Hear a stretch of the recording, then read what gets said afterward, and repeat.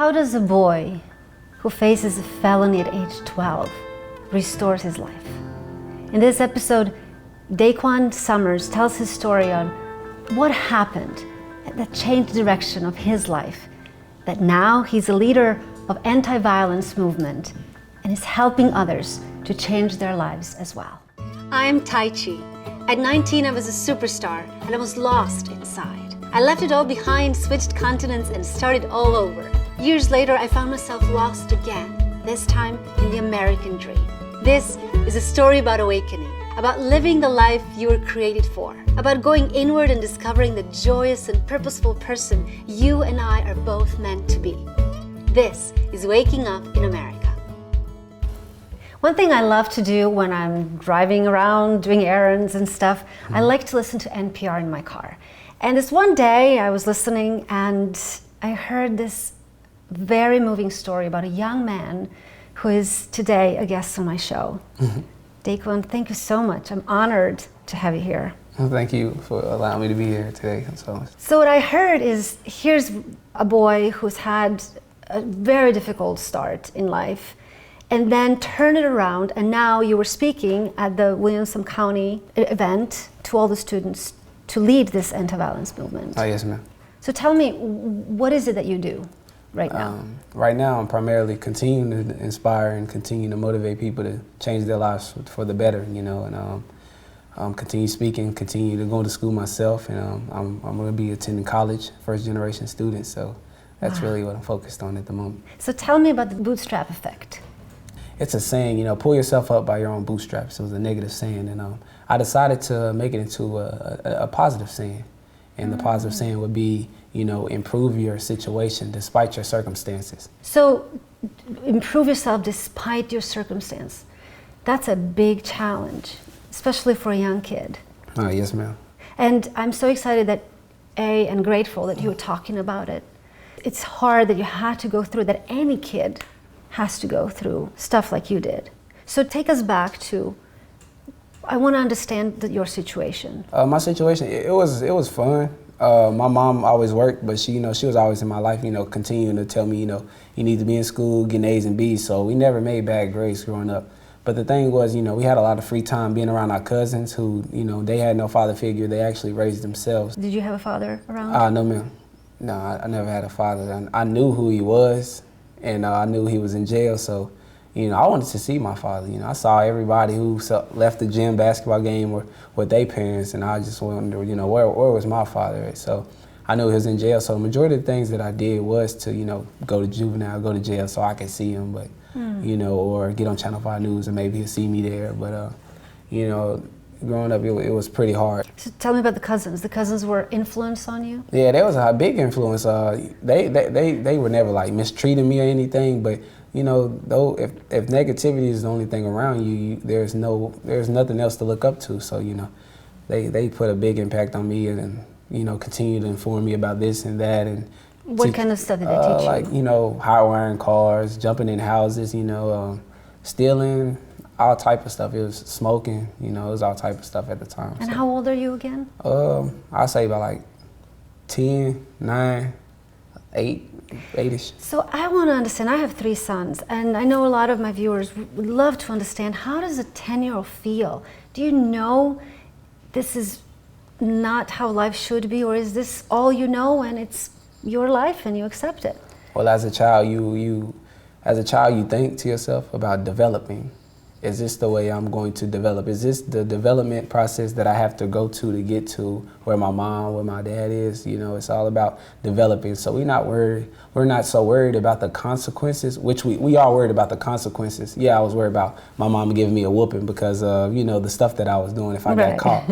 But at the end of the day, I saw those guys doing it, you know, and that's the way they developed. It seemed cool. Nobody was getting hurt. So, yeah, I would like to do that. I would like to experience that. So in your eyes, they were successful? Yeah, you know, It looked fun. And, you know, we like to have fun. So. At what point did you know you were in trouble? When I knew I was getting in trouble, when stuff like me getting into bad situations, like I remember one time we jumped in the wrong people's house, and I think they were like gang members or something. I don't know who they were, but we were walking home, me and my friend, And my cousins and them were already in front of us, and the car had pulled up next to this house that they thought was my grandmama's house, the house that we were staying in, and shot it up. And we knew who they were aiming for. I mean, we knew exactly. When my cousin then was like, they knew the people, and they was in there, you know, shaking up and kind of scared, but we knew who they were.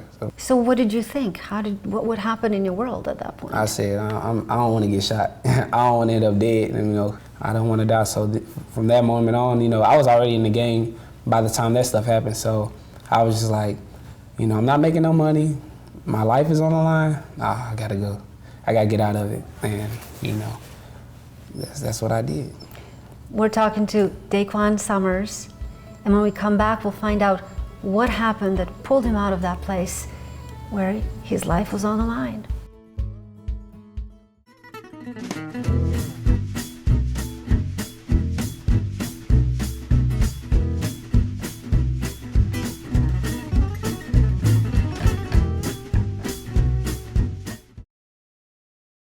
We're talking to Daquan Summers, who is a young man now leading an anti-violence movement and helping kids, and not just kids, adults and teachers to really try to understand what's going on. Yes, ma'am. So now we're at the point where you're very young, you're 11, 12 years old. Yes, ma'am, around there. You realize, okay, this growing, this development that you thought you're going to have, you're going to be successful in the only way you know how to, through a gang. Is that? Yes, ma'am, it was around that time. And you realize, I don't want to die because I can get shot. Or any type of thing, you know, kidnapped or, you know, anything, beat up too bad, anything. I have to say, you know, as an immigrant, stories like this are it's just shocking.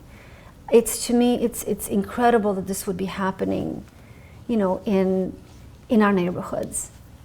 I'm saying our neighborhood because we all live together. Yeah, you're right. In these little towns or big towns. And that, you know, my son can go to school and have this beautiful childhood, and you're sitting here and saying, I thought this was life. It's just not acceptable to me. And that's why I invited you to come here and help us to understand what can we do better. And what happened to you at that point when you turned? I first had to think to myself, you know, I've grown up and seen all these people, through different categories, gangs, shootings, whatever negativity, I can put everybody in the big list. And I can ask myself, what are they doing now? They weren't doing anything, like literally nothing. My actions weren't getting me where I need to go, and I didn't know where I wanted to go.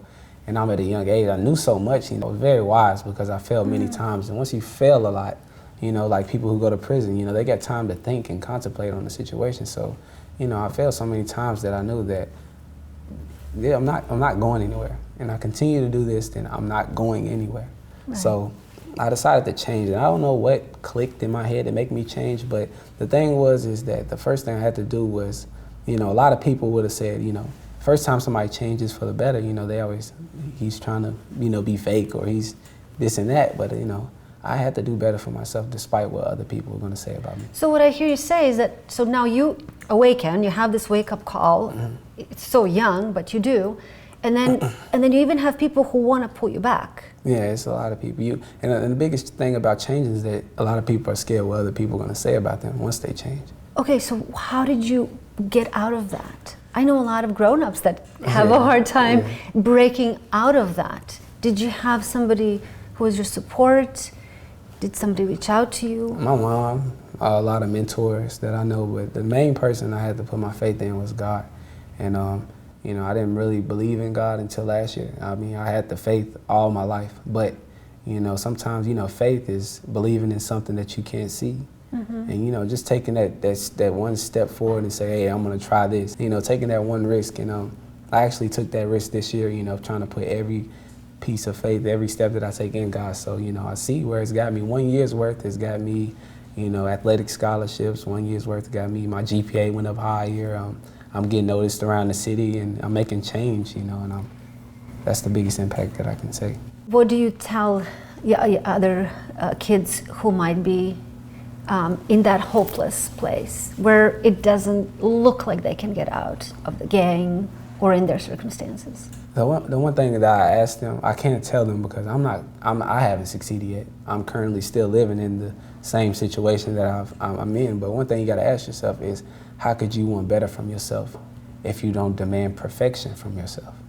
If you're not waking up every day and say, hey, I want change for myself. What does that mean? When you wake up in the morning, I want to change. What does that look like? Well, in my situation, for me, when I woke up, my number one goal was, I don't care what anybody says about me. I don't care how people think I'm acting or anything. I don't want perfection for myself. I don't want anybody's ideas or opinions about how I should do this. You know, I want to live my life, and I want to live it right, and I want to do it for myself. I want to perfect myself. I don't want to stay here forever. And every successful person I know has had to do that, change. They have to literally change. Stop doing the same old stuff that you see other people doing and expecting a different result, So, it's a mindset shift. Yeah, it's a mind thing, yeah. Yes, it's that commitment, the inside, internal. You're making the change within, the only place where you can make a change. I don't hear you blame the system. I don't hear you blame anybody. A lot of people make excuses, and that's the one thing I do preach. There's no excuse on why you shouldn't amount to your fullest potential. It's nobody's fault but yours. You determine, you're the key to your own destruction, you're the key to your own success. That's how I put it, so. We're talking to Daquan Summers, an incredibly strong man who is teaching us how to make the change in the world by starting within. If you feel stuck in your life right now and would like to create your own turning point, learn how these episodes and the stories of guests featured here can help you. In my book, Turning Points, I break it all down for you, and I offer some guidance in the interactive sections at the end of each chapter. Visit wakingUPrevolution.com to purchase a signed copy or download an ebook at Amazon.com. Daquan, so we're talking about, you were raised in the projects. And I spent all of my life living in Croatia, in government housing. Okay. And there is that kind of, you can get stuck. You're in a level where, why expect more? Yeah. Tell me about that. Well, a lot of people get satisfied with where they're at. I'm just tired of the situation. I'm not only tired for the situation for me, but I'm tired of the situation for the same people. A lot of people, that I see go down the wrong road. I know it's down that road. So it's like, if me and you are driving in the car and I know you're gonna crash at this stop sign and I don't stop you, I'm in the wrong, and it's not your fault because you didn't know. Nobody teaches us, this is the wrong road and this is the outcome. A lot of people just preach to you and say, hey, you need to take this route, this is the better way. But nobody preaches the outcome of that negative effect. And I'm not saying it's wrong to live in the projects all my life. It's not, It raised me to be the person I am today. I didn't get used to it, I'm never satisfied. But at the end of the day, it continues to motivate me each and every day, say, hey, I'm here, but I'm gonna be out of the situation one day, so. Yes, and you're talking exactly what, the whole point of this show is that the power is really with you to make the change and then go out and help others to do the same. Yeah, I can say, for instance, like I told you earlier, the Harriet Tubman, she found freedom. And the thing was, she could have stayed there. She didn't have to go back. She knew the consequences of going back, trying to save other people. And then what if she would have went back and nobody would have wanted to go? Then she would have to take that long route again and say, hey, I quit, I give up. But the thing was, she went back, and I don't know, if she spoke to all of them or whatnot, but she got some more, and she took them with them, a little bit at a time, and she got some more, and she took a little bit with them. And the thing was, only why she known for it, because she went back. She didn't say, hey, I'm here. Right. I don't care about the other people. They didn't help me, or they were never there for me. A lot of people aren't here for me, but I'm out here trying to inspire others to do better for themselves, and I'm here with them. And a lot of people see my story, say, hey man, I like your story, you're so inspiring. You can be inspiring too, whether you live in a mansion, whether you live in the projects. Despite your situation, you can inspire somebody to do something great. So once you, so I want to get to a point where you're now decided to better your life, to expect, like you said, perfection of yourself. Mm-hmm. And then who are some of your mentors that heard you, and how did you express that? Did you ask for help? Did you accept help? Did you have to change something within you to be able to receive? Well, help and need are similar to me, because a lot of people see it as a weakness, Help is not weak.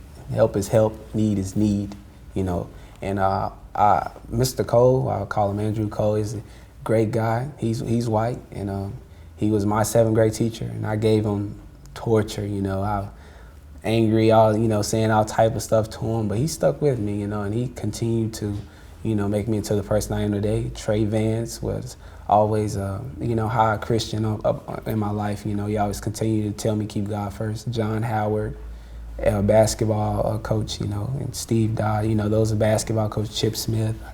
I can continue to name a lot of them, but I got to give the number one, person in my life is my mother, Lakeisha Matthews. And it seems to me that these people in your life, they heard you. You mattered to them. You weren't just a kid who is, oh, I'm just gonna write him off. He's no good. They actually said that, they said that at one time in their mind, like, I can't do it, it's too hard. But one thing they come back to me and say, I never gave up, And that's one thing I had to tell myself. If they never gave up on me, and I know what I gave them, why should I give up on them, and why should I give up on myself here? When times get hard, I must persevere. What can we do better? What can I do better? Yes. You should wake up every morning with a why. Why do you wake up every morning? If you don't have a reason why you waking up every morning, and you're gonna give 110% on why you're waking up in the morning, like for instance, I wake up every morning because I want to make it out of the projects. I want better for myself. I want better for other people, and I'm gonna give 110% about it. And if I know I didn't better anybody that day, I know I gave my 110% that day. So I don't have no regrets about it. So if you ain't have a why you waking up in the morning, just go back to sleep. Thank you so much. This is the whole point of waking up in America. Wake up with your why. Wake up to know that you can be inspiring, that you are called to be inspiring. Yes, and I will go a step further. I'll say, don't go back to sleep. Okay. We're going to be here and poke you until you wake up, because you can do it. Like Daquan says so beautifully, so courageously. No matter what your circumstances are, you can overcome it. Are you planning a live event? Looking to bring inspiration and a fresh approach to wake up your community or organization? Tajci's keynote concerts are transformational experiences that lead your audience to a life of joy, authenticity, courage, and purpose. Book Tajci for your next event now by visiting wakingUPrevolution.com. I invited a special guest to this episode, Miss Rosa, to ask a question and see if Daquan can maybe give us your perspective. So, Miss Rosa. Well, as a parent of a young man and an aunt to a young man who is going in the wrong direction, I just need to know from you, from your perspective, what's a family to do in a situation like that? I mean, what gives us hope? You have to continue to always have hope. Okay. Despite the road that he's about to embark on, that he may think is the right way for him to go, you have to always have hope. Continue to speak knowledge into his brain and just give him true feedback. Not feedback that you've heard, not feedback that you think you know. Feedback from your heart, and speak to him as if you're concerned, not as if you are telling him to stop and change. You're commanding him to do something. Have faith and speak to him as if you're concerned, to where, hey, I love you and I don't want to see this for you, and I hope this doesn't happen. Don't assume it may happen. A lot of people say you can do this when you get here and do that. Don't assume it, because that's not the right thing to do. Just have faith and have hope that something may change for him, and Yes, and isn't what I'm hearing the trust? I trust you. Exactly. I trust you, that like Daquan is saying, everyone can make that decision inside. And to just be able to hear them and say, I trust that you can do it. So does it ever get to a point where there's too much talk? I mean, is there ever a point where you just stop talking and just trust that they'll go in the right direction? Sometimes, talk is in one ear, out the other. And action is another thing, And when you speak upon a situation, it eventually becomes, ignorable to the ear of the one who's doing it, you know. That's why I'm asking. And the action that you can take upon that is, you know, do you want to come here with me and help me do this, or would you like to attend this, you know, not, you know, church event, but, you know, would you like to come out here and donate this to these kids, and remind him of, you know, where he came from, you know. Just, I don't know what action that you can bring upon for someone to change their actions, to change their thoughts and change their mind, but nobody should be persuaded to stop doing what they're doing if it's positive. But somebody needs to take action upon themselves and let them know it's your responsibility and it's your outcome, and you're choosing this route. I'm not choosing it for you. And let them know if you end up here, you chose that. So when he wants to point fingers, the only person he can blame is himself, because he can't say, you didn't say this to me.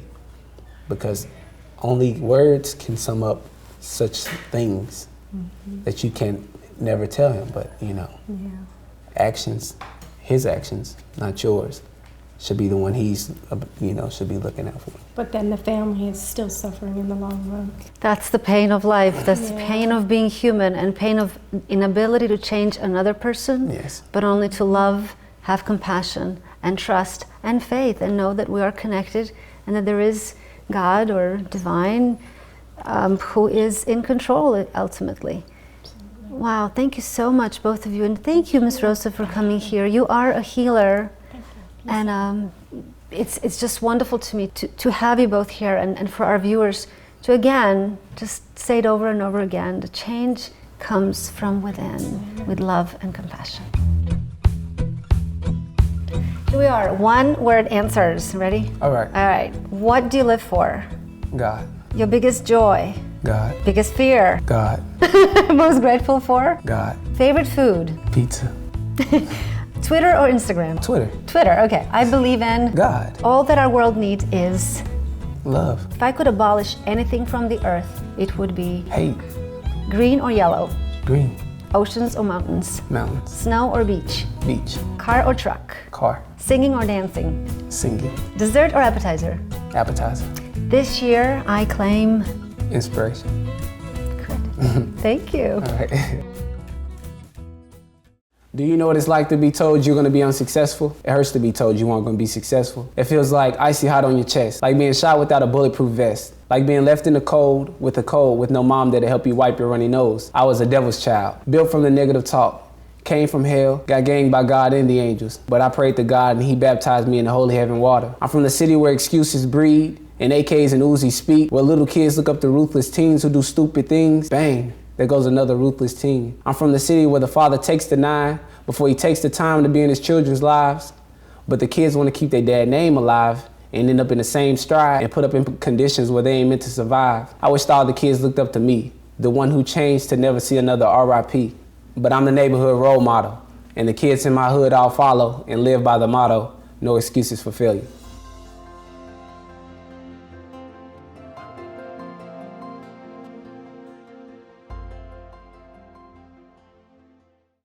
I hope you enjoyed today's episode, and I hope you're asking yourself, what can I do? What belief or thought or view can I change? What mind shift can I make so that I become part of the solution and heal the world? Visit wakingUPrevolution.com to replay this episode and share it with your friends. And if you'd like to support us and become a monthly contributor and help us to tell more stories like Daquan's, go to patreon.com/wakingup. Thank you so much, and I'll see you next time. I'm Olga Alexeyeva. I'm the artist and owner of O Gallery. This episode was filmed at my studio at Marathon Village, Nashville. Please visit us at ogalleryart.com. Thank you.